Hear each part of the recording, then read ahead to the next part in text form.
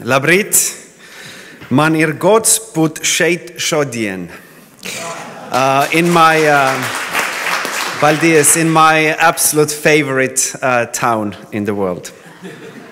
I hope this was. Whenever my friends ask me advice on traveling to Estonia, I always recommend to start from Tallinn, because if they start from Lithuania or if they start from Riga, it's really difficult to impress them after this. So better start from Tallinn, and it's easier. Let me ask you first, can you show hands, how many of you work in the cultural heritage field, in museums or cultural institutions? Okay, some of you. Very good. Because I'm not a tourist person. So if you are a hardcore tourist person, this might not be what you expect. My background is from culture policy, and creative industries. And I want to talk about that connection: culture, creative industries, and tourism. My background, very few words, much was said. I didn't understand any of this, but my background is in culture policy myself, and I worked in the Ministry of Culture and developed creative industries, and had been working also with Latvia for a long time. And at the moment, I am working for the European Union program for Eastern Partnership region. That is, I'm working for Ukraine, Armenia, Azerbaijan, Moldova, Belarus, and Georgia, to help to reform their culture policies and creative industries. So this is what we do. I do run a creativity lab, as was said, which is a creative industries think tank and culture policy think tank and consultancy. We work across Europe with governments from different countries, and we have a company here as well, here in Latvia. And at the moment, we are organizing, together with the Ministry of Culture, a Radi Week. I hope you know. Radi celebrates the creativity here in Latvia. And I think it's very important that in the very heart of this year's Radi is something that we and our team feels very passionate about, and this is design thinking. It's not about the sector, it's not about what to do, it's more about how to do things, how to approach problems and challenges that we are facing. Design thinking is something that puts a human, a customer, a visitor, however you want to call, in the very heart of developing solutions. So I think much of what we heard already today about destination management is, or at least should be, about design thinking. So maybe that's something for Eden to consider in the future. Creative industries. How many in the room feel comfortable about the term creative industries? How many of you know very well what creative industries are? The rest? Not so. Well, the good news is that I am definitely not going to bore you with definitions. There are really tens and tens of different definitions when people talk about it. They can talk about creative industries or creative economy or cultural economy or content industries. So no problem. We will not talk about this. I will very shortly, however, say how I understand the role of creativity, and those who know this slide from my presentations before, I'm sorry and bear with me. So, what is this? Spoon. Yes? How is spoon in Latvian? Karuatita. Yes? Oh, very good. It's yes, teaspoon, absolutely. So, it's the cheapest, it's the most simple, it's the most common spoon you can find in Maxima. How much does it cost here in Latvia? Yeah, probably you can't even buy one, so you have to buy 6 or something like that. But let's say out of argument that it's, let's say, 50 cents, okay? Around 50 cents, okay? Well, design has to do with everything, so probably, 10,000 years ago, somebody thought of something like that. But anyway, there's not much design involved. It's very simple material as well. Can you pour sugar with this spoon to your coffee cup? Yes, you can. Can you take syrup when you have a cough? Yes, you can. So we have something that works, something that is cheap. Fantastic. Not much creativity involved. That's the second thing. What is this? Still spoon, absolutely. Now this spoon has an author. This author of this spoon is a world-famous Danish designer, Georg Jensen. You've probably seen this work when you travel, for example, at the Copenhagen airport. I looked at the price of this. It's not gold or platinum, but it's more valuable metal, and it's much more craft work included. What do you think, how much does it cost? 50 euros? No. Georg Jensen, one of the most famous designers. 200 euros, okay? 150, 200, depends on the model. Okay, so 200 euros. Now, as you can see, there's a hole cut into it, yes? Can you pour sugar with this in your coffee cup? Well, not really. Or take a syrup if you have a cough. Not really. So you take something that is cheap and works, and you turn it into something that doesn't work and is 400 times more expensive. And people still buy it. Well, that's one way of defining creativity and creative industries. When people buy this spoon, what do they actually buy? Do they buy a spoon? Probably not. What do they buy? Status. What else? Beauty, aesthetics, memory, whatever else, but probably not the spoon. And that shows a lot about where we are in the world at the moment and the role that creative industries play. Let me bring you a third one, because if I would leave it to this, you would get maybe a wrong understanding of the role of creativity. It's not only this very high, kind of a high culture, trendy designers. So every country has its spoon like this. You have yours, we have ours. This one is made on island of Saaremaa, out of juniper tree. It smells, you know how juniper smells. You can buy this around 15, 20 euros. Why do you buy this one? Again, not to eat soup, probably, not the most comfortable thing to do. You buy it because of memory, it takes you back to your childhood or your trip or your travel and something to remind you with, or whatever else.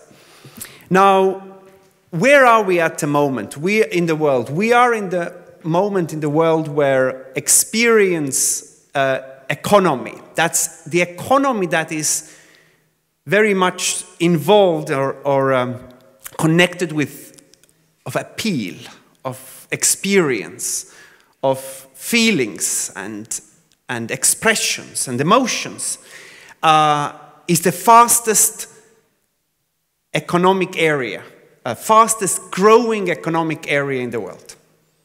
People are ready to spend more on this non-touchable element of goods and services than ever before in history. And this is the true with tourism and everything that Ivar was telling before me.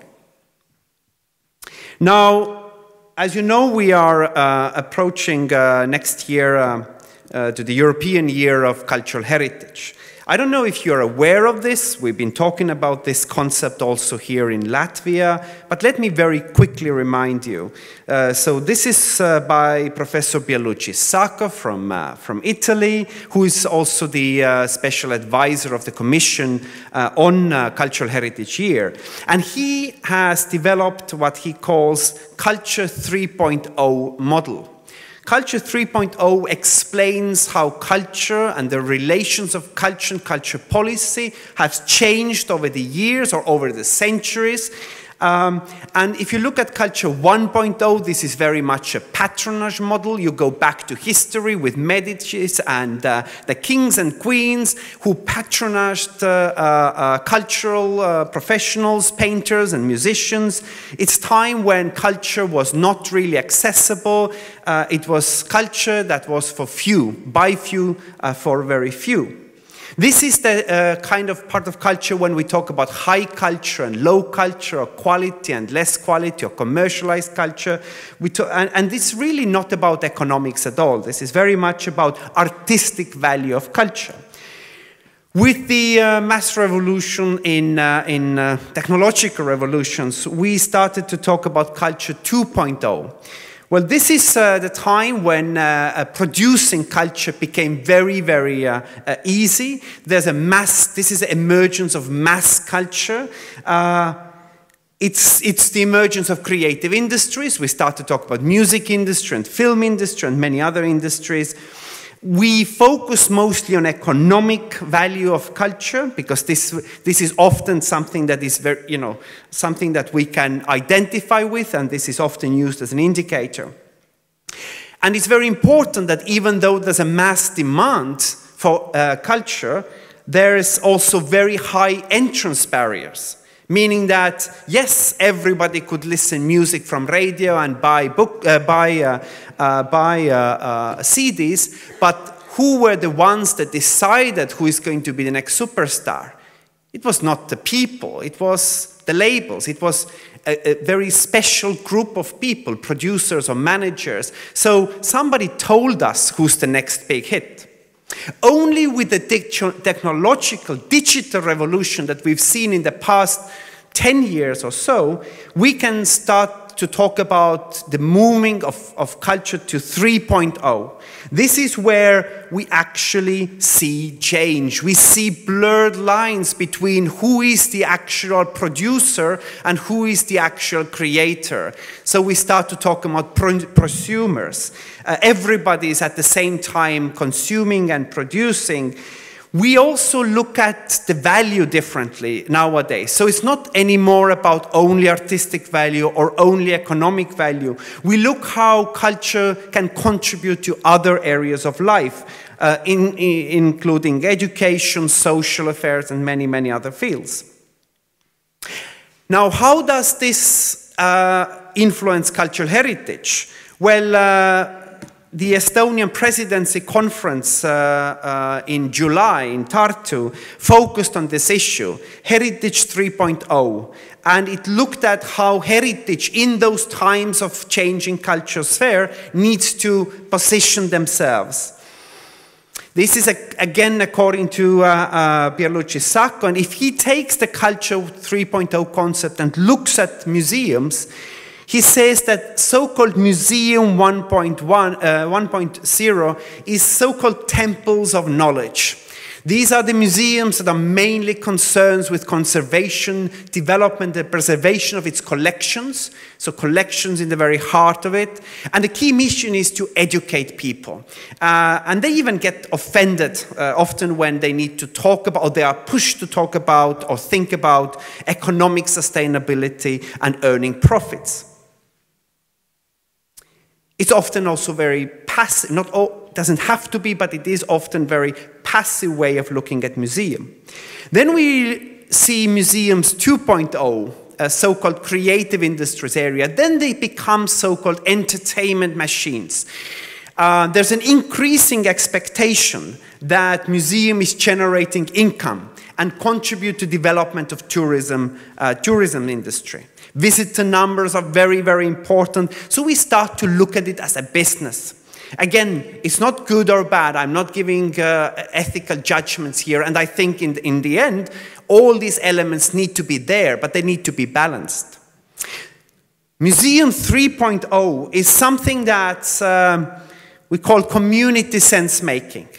This is very different type of thinking about culture and creativity. This is co-creation, and I was absolutely thrilled to note down from previous speakers' slides when I quote, he talked about experiences are co-created, he said. Tourists are participating, and he talked about transformative travel. This is exactly where the world is going. People are after these kind of experience where they can feel that they are part of the game, part of creating things, not only looking at things behind the glass vitrine. I work a lot with creative cities and culture cities. I've been advising many culture capital candidates, and in the Eastern Partnership countries, we launched an initiative called Creative Towns and Regions Initiative. Creative Towns and Regions Initiative is very important because everywhere in the world, one thing we know about creativity and culture is that it tends to consolidate in urban areas and in the metropolitan areas. In Riga, in Tallinn, in Vilnius, and in many, many, many other capitals in the world, there is a much higher ratio of culture and creative activity, jobs and growth than its population of total population of the country. In Tallinn, from the last time this was calculated, even though Tallinn has around 40% of Estonian population, more than 90% of economic activity in creative industries took place in Tallinn. Okay, and this is a global phenomenon. This is nothing specific for us. So the Creative Towns and Regions Initiative wanted to prove a simple thing. Does small and medium-sized town has any chance in using its culture potential in developing its social life, but also economic life, tourism, etc. So we made a handbook, and it's freely available for all. You can download it. A handbook that looks at how can small and medium towns and regions, especially from the Eastern Partnership countries, meaning that those countries that share similar background and transformational society as we were, what can they do to promote culture creative industries? What can they do to change their lives and living environments via help of culture and creativity? And we also picked 6 of those cities, six towns, one in each of those countries, as a piloting place to really test it out with our expert. Does it actually work? Now, again, what I'm saying now is not scientific. This is just to make the point, because I don't really want to go into a definitional debate which might take a very long time. But when you talk about culture cities or creative cities, same with culture tourism, I think people have misconceptions about this idea. I think, because again, the first speaker, Xavier, was mentioning in his speech when he talked about tourismophobia, and you said there are a number of cities that something seems to be wrong, and in that list there was a city of Dubrovnik. So I worked with Dubrovnik. I was there many, many times, and I worked with students from Zagreb in the summer university for creative cities in Dubrovnik. And I asked those economic students often, do you think that Dubrovnik is a creative city? And the answer usually was, yes, absolutely. Why? Because we are famous, we are known, there's heritage, there's culture, there's festivals, there's the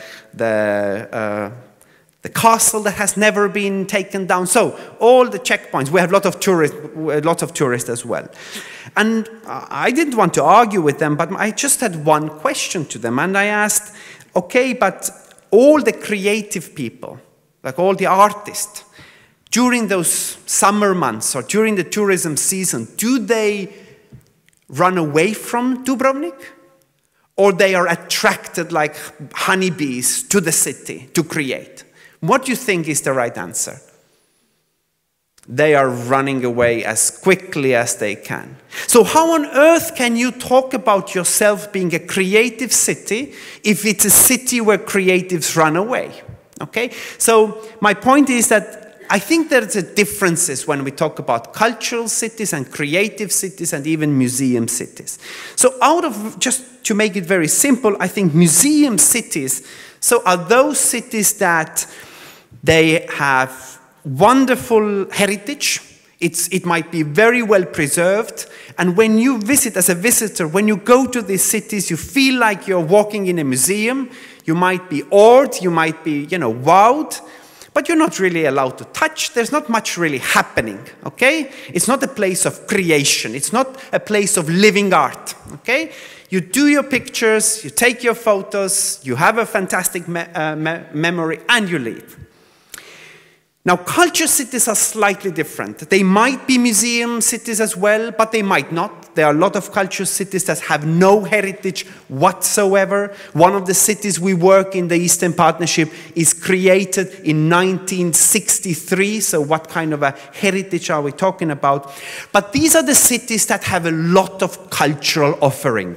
They have festivals and galleries and, lots of things for you to do. But when I visited one of those cultural cities, what I learned was when I saw everything, when I was shown the music house and the Dom Cultura and museum and opera house, all those need to be places. And then the mayor was asking, do you think we are doing a good job? Because, there's so many offers that we do. And my question was, well, it depends on what do you want. Because if what you want is to cater the cultural needs of your people, if you want to give your people chances to take part of culture, enjoy culture, you're doing an excellent job because you had everything. It seemed that you have everything for everybody. But if you want to create an environment of innovation, if you want to have your citizens being actively involved in talking and participating how your life and your city should look like, you do absolutely nothing. Because in that particular city, every single cultural thing was organized by the city. Every single one. People didn't do anything. If you go even deeper, you see that while there was everything, by everything I mean everything classical. Yes, there was a choir music, and there was an accordion club, and there was a viola playing, and there was a folk dance. But when you ask, so where do your children learn how to blog in YouTube? Where do they go for jazz music? Where can young people do hip-hop? And the answer was no, nothing of that. Because, of course, centrally organized governmental teachers don't know how to blog or hip-hop, for that matter. So I think the quality issue here is how much is the local community involved. And I think this is very important. I worked with more than 25 museums by making strategies for them, not only in Estonia, but mostly in Estonia. Some of the most known museums for you in Estonia we worked with. And what we do is that we really want to broaden the understanding of how museums or cultural heritage sites operate. So it's not only about collections, and it's not only about educational programs. It is also about how to engage with a community. When you talk about creative industries and museums or cultural heritage, you often have a one-way street. You kind of mean, okay, that means how museums or heritage sites can use the creative businesses in making new products or developing new apps or making new audio guides or things like that. So one way, or how can they help us to design materials? Yes, that's important, but just one part of the game. The second part of the game is other way around. How heritage can be a great source of innovation and new products and services for businesses, including tourism.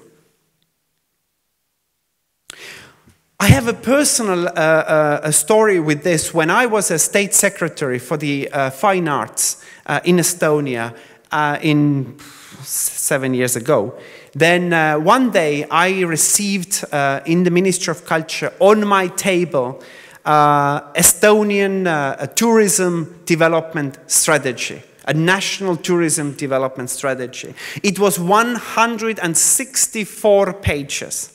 I still remember this. It was an excellent document. It was a beautiful document. It had paragraphs and paragraphs about airports and bus stations and signs and road.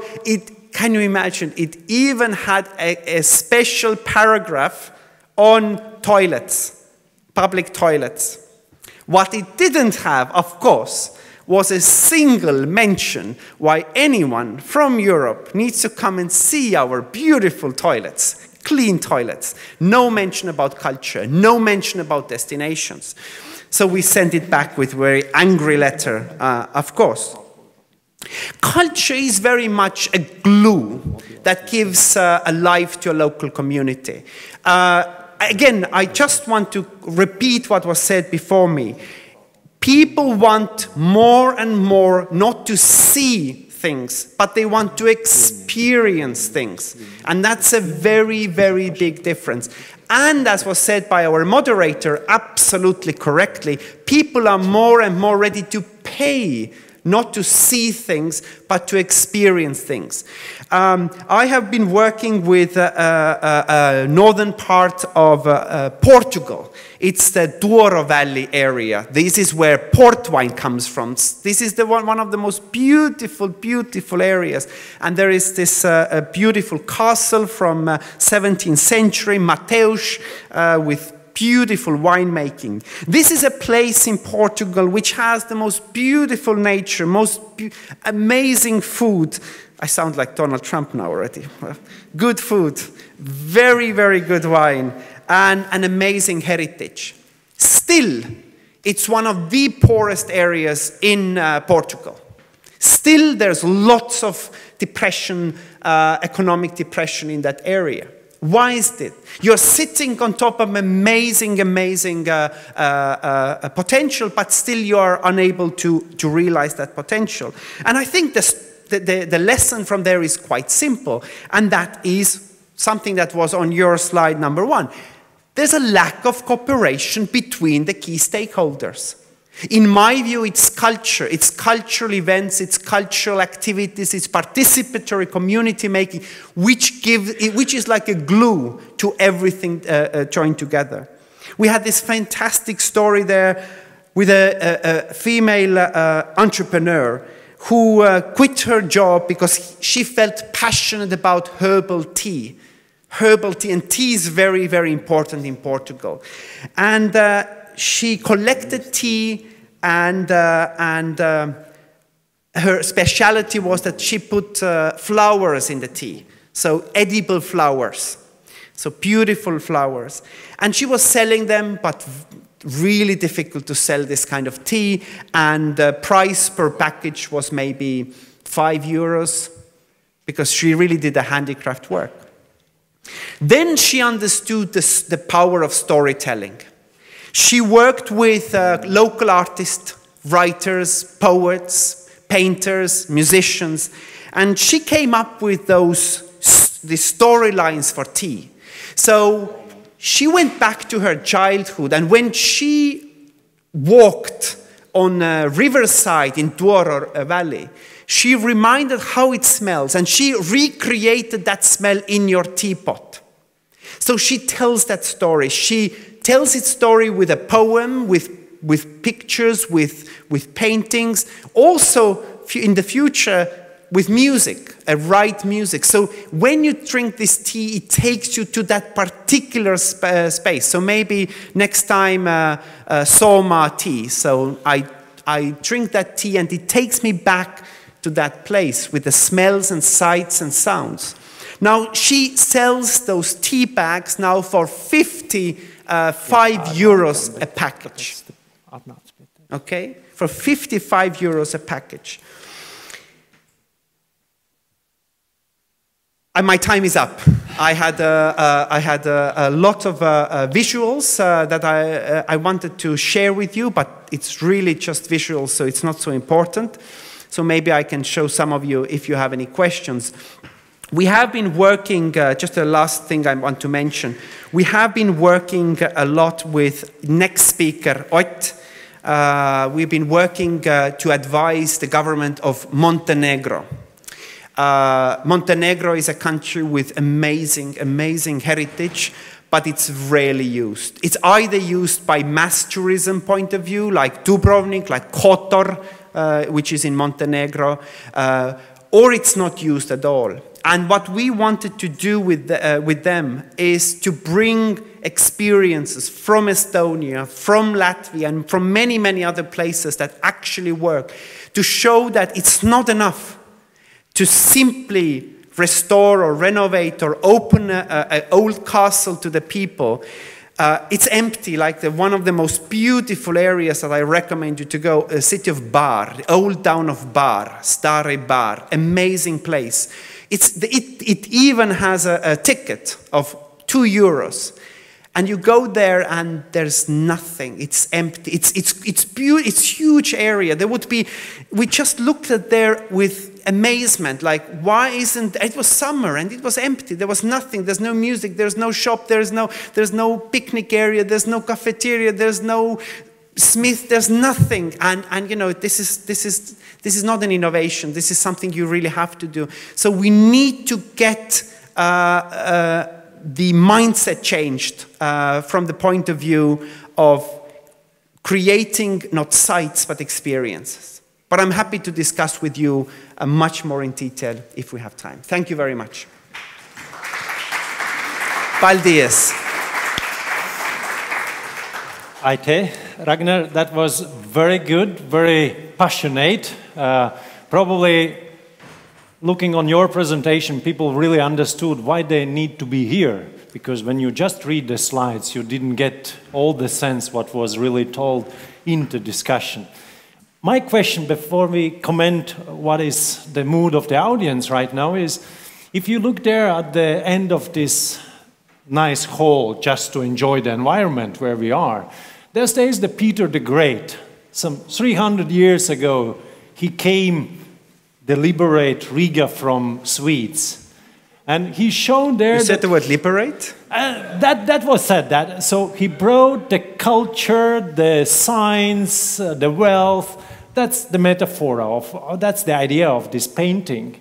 And just imagine that today somebody from this audience will come as Peter the Great with flag of Eden.